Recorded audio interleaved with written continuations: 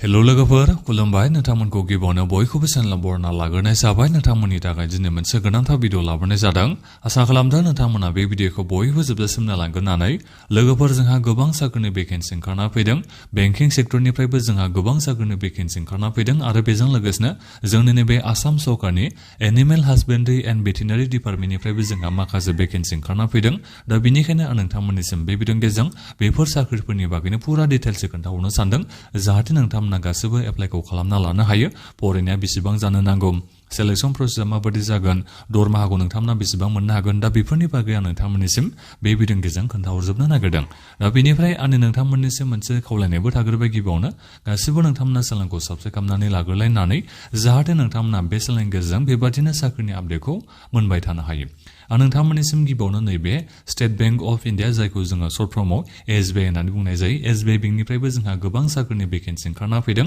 गासै जोंहा एसबिआइ बेंकनिफ्राय गासै बेसेबां साख्रिनि भेकेन्सि फैदों आं बेखौनो खोन्थाहरनोसै नोंथांमोननिसिम नायनानै दा जोंहा टटेल साख्रिनि भेकेन्सिया जाहैबाय 1538 जोंहा भेकेन्सि ओंखारना फैदों दा बेनिफ्राय एसटि फोरनि थाखायल' जोंहा बांसिन साख्रिनि भेकेन्सि ओंखारना फैदों माने एसटि रिजार्भेशननि थाखायल' जोंनि नैबे आसामाव दायो भेकेन्सि ओंखारना फैदों नैबे एसबिआइ क्लार्क भेकेन्सिनि थाखाय दा नोंथांमोननिसिम आं बेखौ खोन्थाहरनो सानदों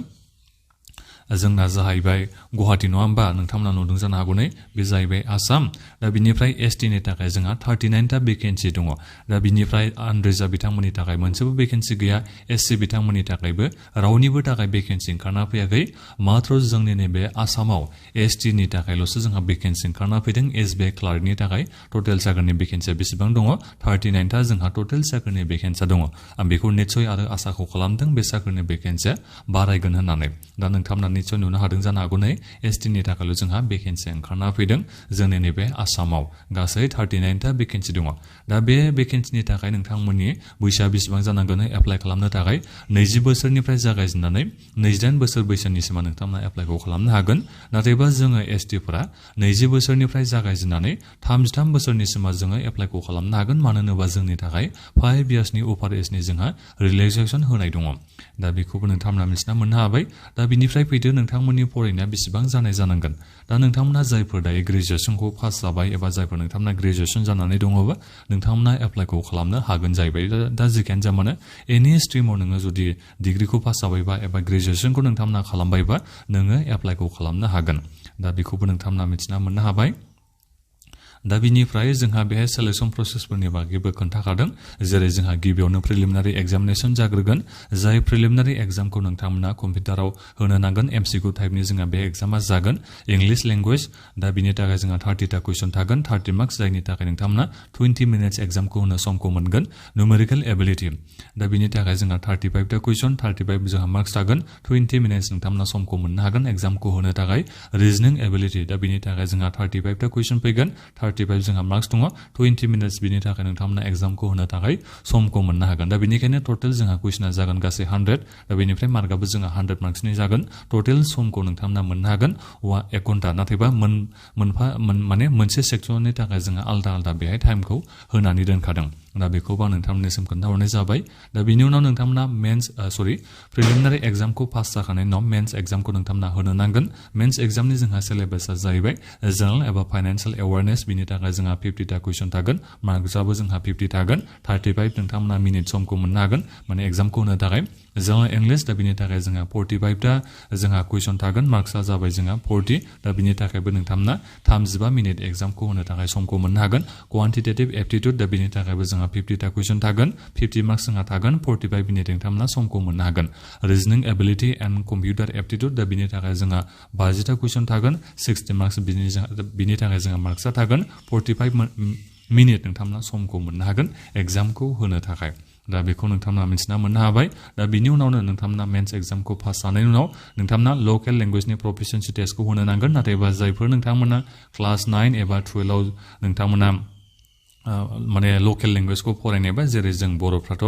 बर' जेनेबा जायफोर नोंथांमोना बर' मिडियामाव फरायनाय नोंथांमोननि मिडियामा बर' मिडियामबा दा नोंथांमोना लेंगुवेज टेस्टखौ होनांगौनि गोनांथि गैया क्लास 10 एबा 12 जायफोर नोंथांमोना बर' मिडियामै फरायनाय दा नोंथांमोना लेंगुवेज टेस्ट होनांगौनि गोनांथि गैया दा बेनिखायनो मेन्स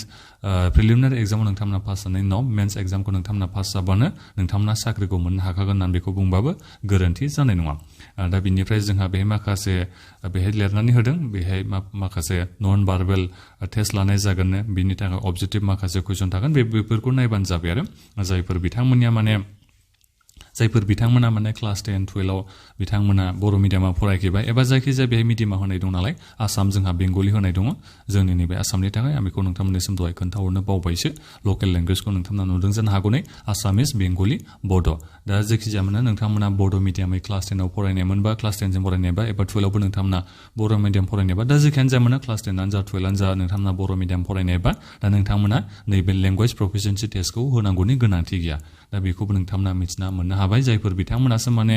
मिडियामाव फरायाखै बर' मिडियामाव फरायाखै एबा आसामिस एबा बेंगलि मिडियामाव फरायाखै बिथांमोनासो लेंगुवेज प्रफिसियेन्सि टेस्टखौ होनो नांगोन आरो बेवहाय बिथांमोना पासखौ जानो नांगोन दा बेखौबो आं खोन्थाहरनाय जाबाय जोंहा एप्लाइ खालामनाया सोलिगासिनो दङ अनलाइन एप्लाइ खालामनायाव नोंथांमोना 750 रुपिस नोंथांमोना पेमेन्ट खालामनो नांगोन लास्ट डेटखौबो आं नोंथांमोननिसिम खोन्थाहरनोसै जोंहा लास्ट डेटआ जाहैबाय नैबे आगस्तनि 27 थारिखसिम दा बेनिखायनो बयबो नोंथांमोना गोख्रैनो एप्लाइ खालामगोनखौ आं आसा खालामनाय थाबाय दा बेजों लोगोसेनो जोंहा IBPS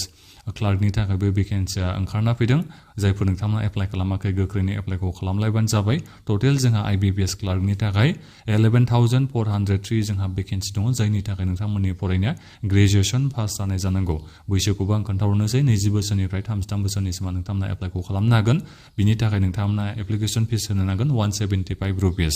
ST फोरनि थाखाय दा बिनि अनलाइन एप्लाइ लिंकखौबो नोंथांमोननिसिम भिडिअ डिसक्रिप्सनाव होनानै दोनदों एप्लाइनि लास्ट डेटआ जाहैबाय आगस्तनि 2 थारिखसिम दा बेखौबो खोन्थाहरनाय जाबाय दानिया फैदो जोंनि नैबे आसाम सरकारनि एनिमेल हासबेन्ड्रि एन्ड भेटेनारि डिपार्टमेन्टनि जा जोंहा भेकेन्सि ओंखारना फैदों आं बेखौबो खोन्थाहरनो सानदों जोंहा भेकेन्सिनि नामा जाहैबाय भेटेनारि अफिसार एबा ब्लक भेटेनारि अफिसार होननानैबो बेखौ बुंनाय जायो दा बे जाहैबाय एनिमेल हासबेन्ड्रि एन्ड भेटेनारि डिपार्टमेन्टनि भेकेन्सि जायनि थाखाय जोंहा टटेल भेकेन्सिया 137 था दङ दा बिनिफ्राय नोंथांमोना नायनो हागोन ने रिजार्भेसनाव बबे बेसेबां भेकेन्सि दं बेखौ जों ST नि थाखाय बेहाय 9 जन भेकेन्सि दङ रिजार्भेसनाव बेखौ नोंथांमोना नुबाय जानो हागौ ने आनरिजार्भआव जोंहा टटेल भेकेन्सि बेसेबां दङनो 106 ता जोंहा टटेल आनरिजार्भआव भेकेन्सिया दङ दा बिनिफ्राय नोंथांमोना सेलारिखौ बेसेबां मोननो हागोन ना 30,000 निफ्राय जागायजेननानै 1,10,000 सिम नोंथांमोननि सेलारिया जाहैबाय ग्रेड पेआ जाहैबाय 12,700 नोंथांमोननि सेलारिया जोबोद माने बुरजा सेलारि होननानै बेखौ बुंनो नांगोन एलवेन्स बायदिसिनाखौ नोंथांमोना दाजाबोबा नोंथांमोना गिबि सेलारिखौनो मोनजेननो हागोन 50,000 सोनि खाथियाव नोंथांमोना मोननो हाखागोन बारनोबो हागौ आरो दा बेबायदि नोंथांमोना सेलारिखौ मोननो हागोन दा बिनिफ्राय एलिजिबिलिटि क्राइटेरियाखौ बुंनो थाङोबा नोंथांमोना डिग्री थानाय जानांगोन एनिमेल हासबेन्ड्रि एन्ड भेटेनारि साइन्सआव नोंथांमोननियाव जेनेबा डिग्री दङबा एबा ग्रेजुएसन नोंथांमोना खालामनायबा एनिमेल हासबेन्ड्रि एन्ड भेटेनारि साइन्सआव अब्ला नोंथांमोना एप्लाइखौ खालामनो हागोन बैसोआ बेसेबां जानाय जानांगोन 2 बोसोरनिफ्राय जानाय जानांगोन 2 बोसोरनिफ्राय 38 बोसोरनिसिम नोंथांमोना एप्लाइखौ खालामनो हागोन जों ST फोरा 43 बोसोर बैसोनिसिम एप्लाइखौ खालामनो हागोन 2 बोसोर बैसोनिफ्राय जागायजेननानै दा बिनिफ्राय आं नोंथांमोननिसिम दायो अनलाइन एप्लाइ लिंकखौ भिडिअ डिसक्रिप्सनाव होनानै दोननाय जाखाबाय जोंहा एप्लाइआ आगस्तनि 7 थारिखनिफ्राय जागायजेनबाय माने जोंहा